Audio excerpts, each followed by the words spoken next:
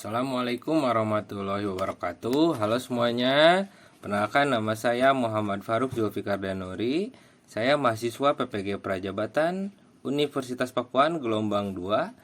Saya di sini akan menyampaikan refleksi dari mata kuliah Perspektif Sosiokultural dalam Pendidikan.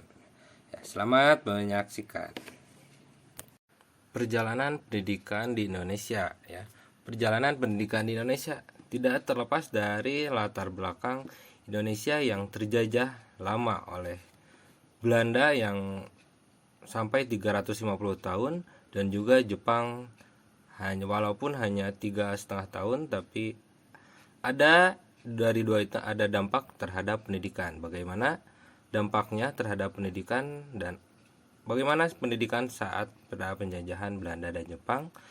Selanjutnya, pendidikan pada masa penjajahan Belanda, rakyat hanya diajarkan membaca dan menghitung. Nah, ini juga diperuntukkan hanya untuk rakyat yang dijadikan pembantu untuk usaha dagang para penjajah Belanda. Nah, pada saat penjajahan Jepang berbeda lagi. Pada saat penjajahan Jepang, rakyat Indonesia sekolah itu hanya diberikan pengajaran menyanyi, bercocok tanam, dan juga latihan-latihan militer. Nah, jadi pada saat zaman penjajahan Jepang memang lebih parah daripada pendidikan saat zaman Belanda karena tidak adanya pembelajaran pada saat penjajahan Jepang. Nah, selanjutnya bagaimana peran para pendidik pada saat pendidikan zaman penjajah. Nah, pada tahun 1889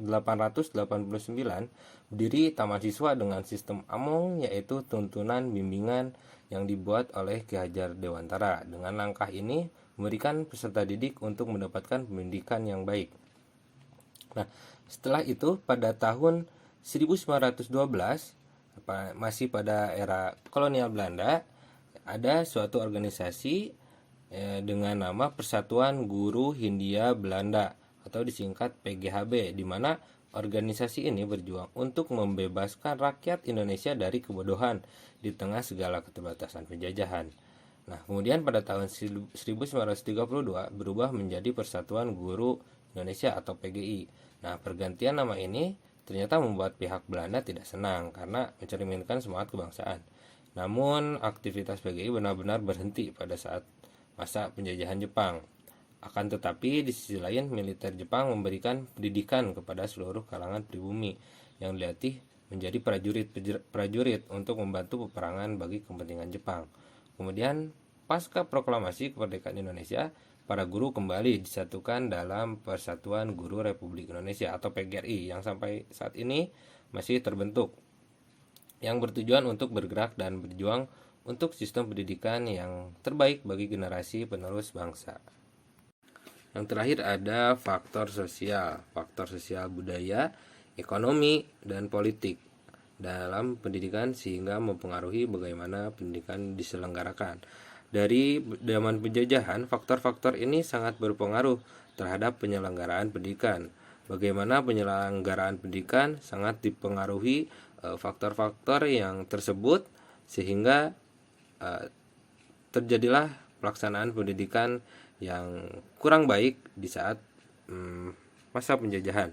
Nah, tentu berbanding terbalik dengan hari ini, yang faktor sosial dengan budaya, ekonomi, dan politik yang sudah baik yang mempengaruhi dengan kualitas penyelenggaraan pendidikan yang tentu baik pula pada saat hari ini. Nah, itu saja mungkin yang bisa saya sampaikan dari topik 1. Ya, kurang lebihnya mohon maaf. Semoga tayangan ini bisa memberikan wawasan lebih bagi kalian.